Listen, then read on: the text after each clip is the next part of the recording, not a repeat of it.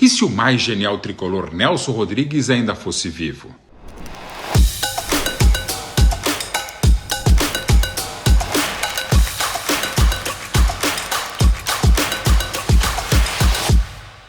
E se ele tivesse sobrevivido à espetacular virada do Fluminense contra o Inter, 2-1 no Beira-Rio, na semifinal da Libertadores? Uso o Nelson hoje para dizer o que só o Nelson disse para sempre.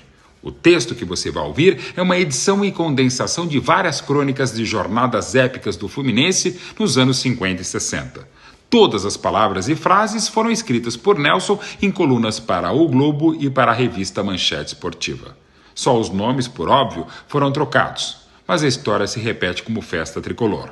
Aspas abertas a Nelson Rodrigues.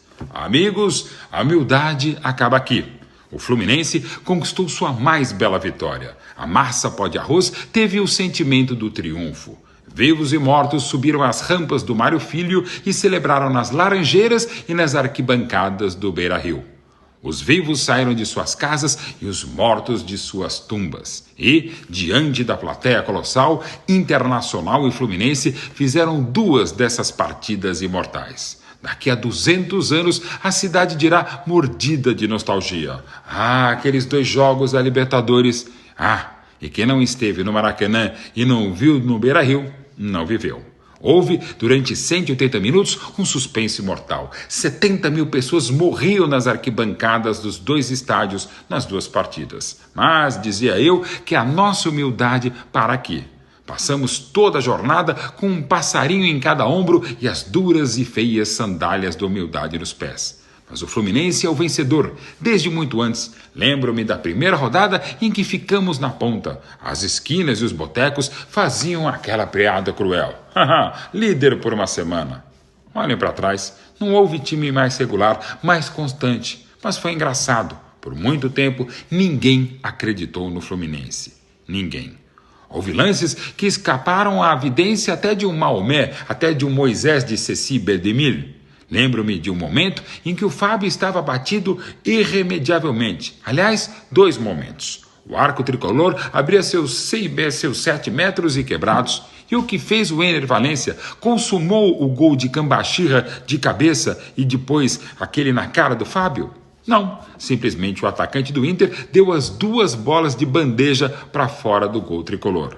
E foi preciso que Herman Cano, o goleador por nós mais esperado que um Moisés, marcasse aquele que seria o gol da vitória da doce e santa classificação.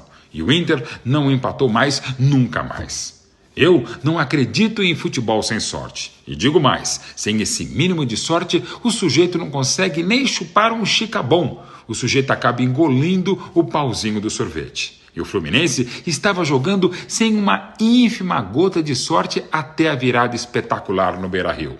Amigos, a grande verdade. A obra-prima, no futebol e na arte, tem de ser imperfeita. A partir do momento em que o time do Diniz e do Ganso e do Marcelo deixou de ser tão estilista, tão Flaubert, os gols começaram a jorrar aos borbotões. Agora, e a pergunta? E o personagem da conquista do Fluminense? Podia ser qualquer um.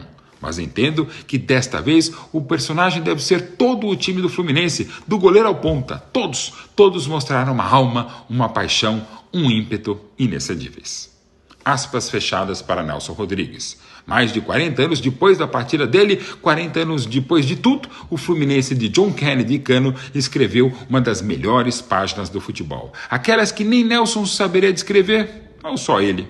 À sombra das chuteiras imortais, o Fluminense entrou pelo cano.